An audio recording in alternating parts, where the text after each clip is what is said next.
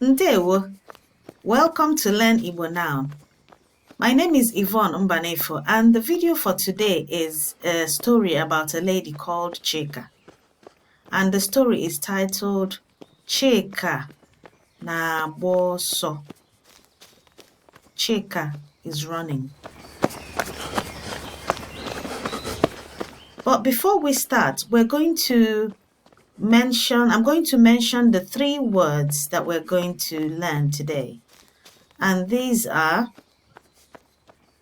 Igba ọsọ. Igba ọsọ, to run.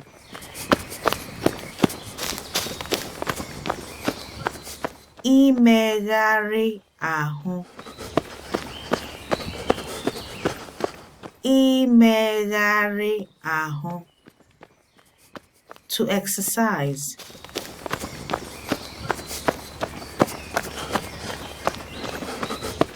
Imechi anya. Imechi anya, to shut the eyes.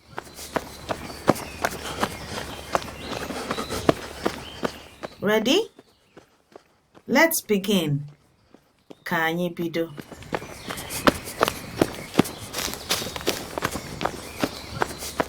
Chika na-agba ọsọ.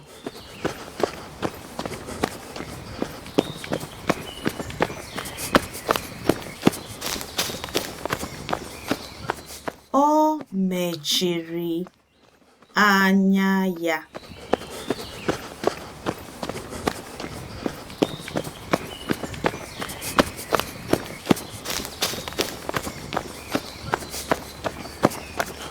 Ọ na-agbakarị ọsọ n'ụtụtụ.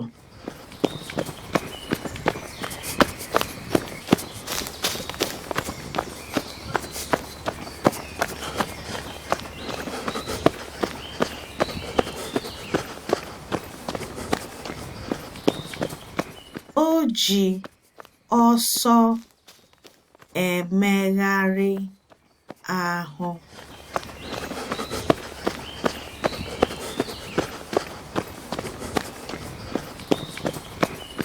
Ajụjụ, questions. So I'm going to ask a few questions, and after a short pause, I will answer the questions. So, as always, you're encouraged to say everything that I say. That's why there's a little pause after I make a sentence or I say something.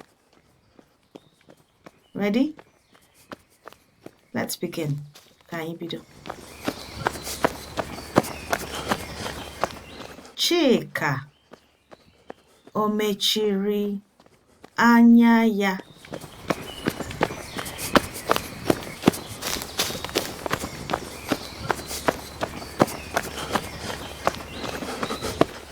Ee.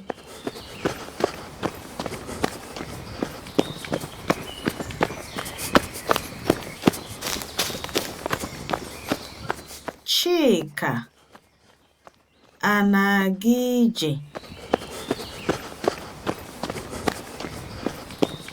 Chika ana-aga ije.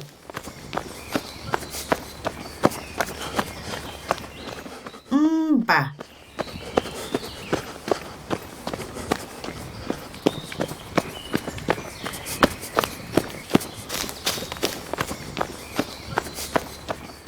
Gịnị ka Chika na-eme?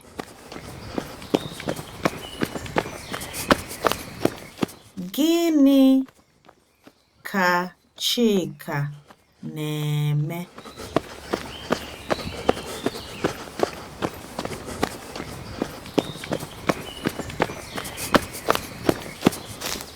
Chika na-agba ọsọ.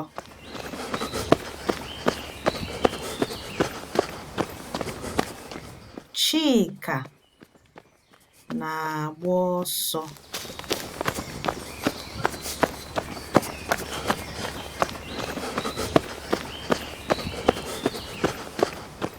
Onye na-agba ọsọ?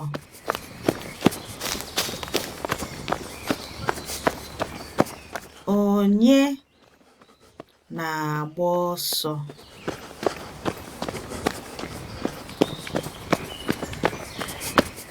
Chika na-agba ọsọ. Chika na-agba ọsọ.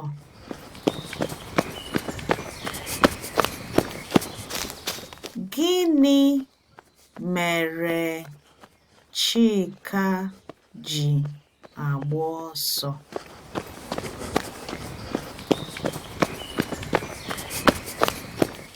Gịnị mere Chika ji agba ọsọ?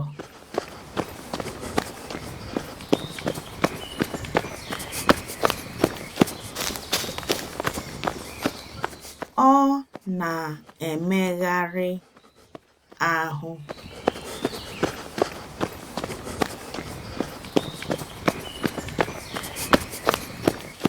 Ọ na-emegharị ahụ.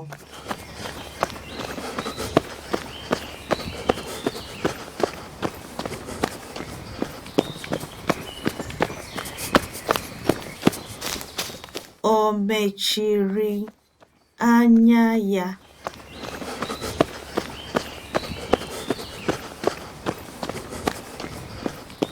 O mechiri anya ya.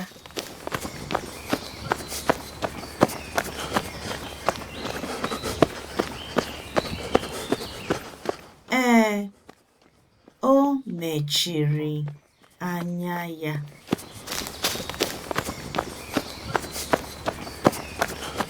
Ee, o mechiri anya ya.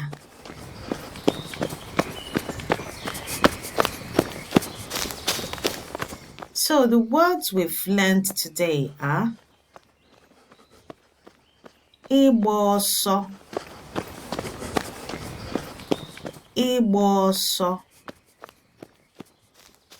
to run,